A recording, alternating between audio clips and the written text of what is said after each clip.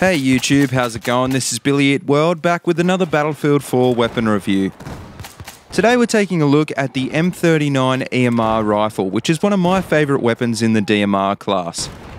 So let's jump straight into the stats and figure out where this weapon does well and what it doesn't do well.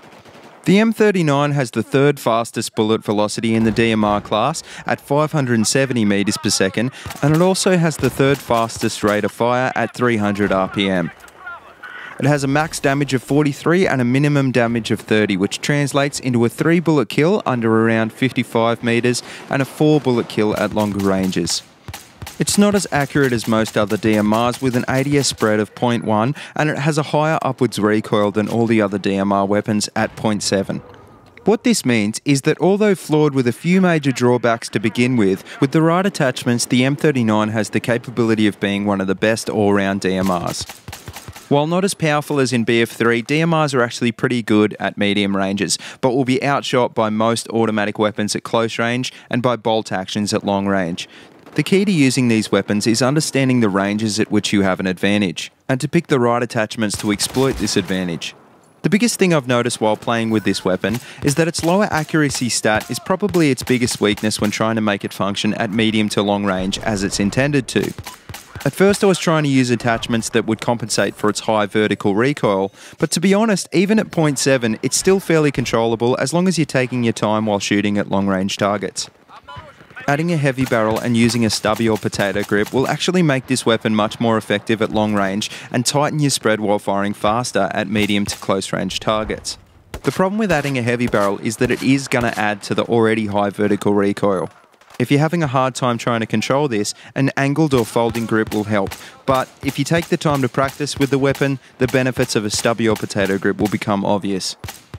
The M39's high rate of fire means you'll be able to hold your own in close quarters much better than with many of the slower firing DMRs, but in almost every gunfight, having the element of surprise on your side is going to be ideal, because you're not going to be able to rely on the high rate of fire to save your life, because most of the automatic weapons are going to out-damage you.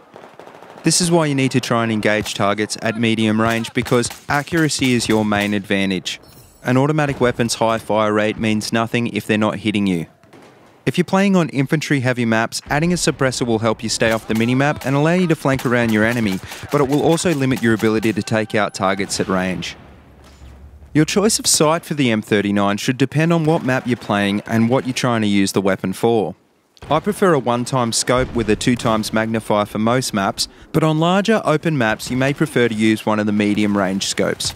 If you do decide to go with a higher magnification scope though, I'd recommend you also run with canted iron sights for those unexpected situations where you're forced into close quarters combat. If you want to use this weapon with a suppressor for flanking and surprise attacks, I'd recommend running with a tactical light rather than a magnifier. Like I said before, the suppressor will limit your ability to be able to hit targets at medium to long range, so you really should avoid trying to shoot these targets at all. A laser sight also isn't a great choice for this weapon, as it doesn't really have good hip fire to begin with, and it'll just give away your position unless you're careful to switch it off when it's not needed. Unfortunately, a good setup isn't going to be enough with this weapon to dominate everybody in every game mode without bearing a few things in mind. At medium to long range, accuracy should be your number one concern.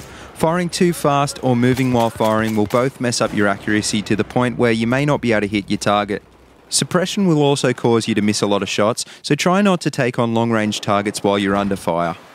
In close quarters, stealth is the key, so don't fire on anyone that you can't be 100% certain you're going to kill, even when using a suppressor. And as with every weapon, but especially with the DMRs, keep your weapon held at chest height, make sure you don't run around corners, and make use of cover whenever possible. Also bear in mind that for point blank range, a fast secondary or an equipment shotgun may be a better alternative for CQB. Save your DMR for what it's best at, which is definitely not CQB. If you follow these simple tips and tricks, I'm sure you'll have a lot of fun with the M39, but bear in mind this isn't an easy weapon to master, so don't be surprised if you find it frustrating to begin with. Just be smart and practice and you'll eventually get it to work for you. Anyway guys, thanks again for watching. Make sure you check my channel for more BF4 videos, and if you like what you see, please like, comment and subscribe. I've been playing a lot of games over the Christmas break and I've been working on a lot of new videos, so stay tuned because I'll be back in the next week with a whole bunch of new stuff.